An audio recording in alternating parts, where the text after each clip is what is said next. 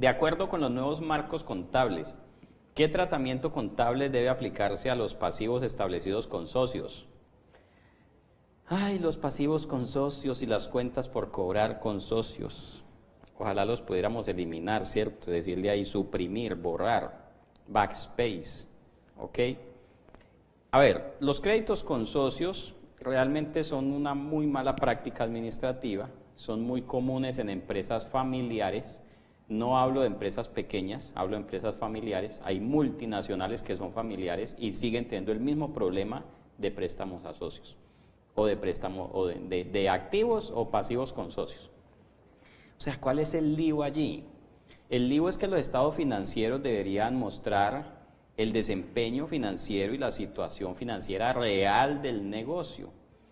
Pero cuando usted empieza a sacar plata del negocio para asuntos que no son del negocio, pues entonces los estados financieros empiezan a tener problemas. Imagínese una entidad que diga: necesito plata, necesito capital de trabajo, la situación está muy dura, esto está muy llevado. Y entonces manda sus estados financieros al banco, ¿cierto? Y tiene un activo de 800 millones, cuenta por cobrar a socios. ¿Qué le va a decir el banco? Pues con razón está ahí líquido, si sacó la plata de la entidad. O imagínese una entidad que tenga un pasivo con socios de 5.000 millones de pesos. Y entonces está buscando financiación, ¿no? Y entonces va al banco y dice: señor banco, necesito que me preste plata para un proyecto nuevo, para esto, para lo otro. Y el banco de los estados financieros dice: pasivo 5.000 millones de pesos y patrimonio 2 millones. Entonces el banco le dice: no, usted no tiene respaldo patrimonial. ¿Cuál es ese riesgo allí? Que si yo le presto plata a esa entidad, entonces ellos van a sacar su plata que tienen en pasivos y vuelven a descapitalizar la entidad. Entonces mire cómo las cuentas con socios generalmente crean esos problemas en los estados financieros. No permiten evaluar de manera objetiva los estados financieros, sino que me toca empezar a dar un poco de explicaciones allí. Esta situación, pues los créditos con socios y los valores a favor o en contra de los socios no están prohibidos por ninguna norma, pero la Superintendencia de Sociedades sí lo ha dicho ya en un par de conceptos, que cuando la entidad saca dinero para prestárselo a los socios, pues debería tener una rentabilidad, porque es que el objeto social de la entidad no es estar financiando gratis a los socios. Entonces, si la entidad tiene excedentes y se los presta a un socio, pues debería tener unos buenos intereses. Entonces, por ahí puede llegar a tener problemas con la superintendencia o con un tercero, ¿ok? Bien, entonces, pero ¿cómo es el tratamiento contable de eso? Pues sencillo.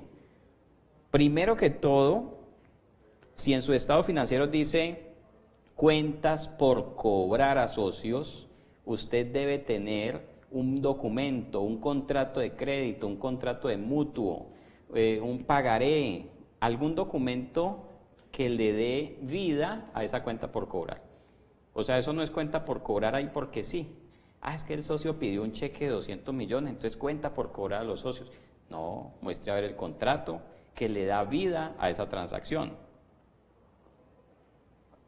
Lo mismo las cuentas por pagar. Cuenta por pagar a los socios, 2.000 millones de pesos, muestre el contrato.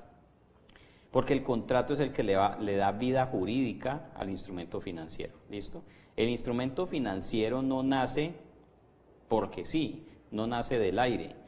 El instrumento financiero nace por un contrato entre las partes. Entonces hicieron un contrato entre la sociedad y el socio, diciendo que la sociedad le prestaba plata al socio y el socio la va a pagar, diciendo la fecha de pago, cuotas de a cuánto, en cuánto tiempo. Entonces, por eso les decía al inicio que muchos de esos activos, cuentas por cobrar a socios, y de esos pasivos, cuentas por pagar a socios, muchas veces no son transacciones reales. Y si no son transacciones reales, pues vamos a tener muchos problemas para poderlas documentar. Entonces, si eso es de verdad, documenten la transacción y la va a tratar como una cuenta por cobrar o por pagar con cualquier tercero. ¿Listo? Si no hay documentación de ello, por ejemplo, si alguien dice: no, lo que pasa es que el socio una vez pidió un cheque de 200 millones y se llevó la plata y ya. Entonces eso no debería ser una cuenta por cobrar, si no hay una debida documentación. Y si el socio no tiene el compromiso de devolver ese dinero a la entidad, eso más bien fue un retiro de capital que eso sí está prohibido por la ley, o fue una distribución de utilidades. Hay algunos que me dicen, dizque, profe, lo que pasa es que eso es anticipo de utilidades, y lo dicen con toda la tranquilidad del caso. Yo le digo, anticipo de utilidades, ¿qué es eso? O sea, en mi cerebro financiero no cabe el término anticipo de utilidades. Uno cómo anticipa algo que no ha nacido, uno cómo anticipa algo que no ha llegado, uno cómo anticipa algo que no sabe si va a suceder o no. Entonces me hacen acordar de una tía mía que me decía, mijo, cuando me gane el chancecito, entonces lo invito a pasear. Y pues aquí estoy esperando el chancecito. No se puede anticipar algo que no existe. Entonces, si usted tiene o conoce a alguien que tenga una cuenta que se llama cuentas por cobrar a socios, anticipo de utilidades, bórrela, elimínela, cámbiele el nombre.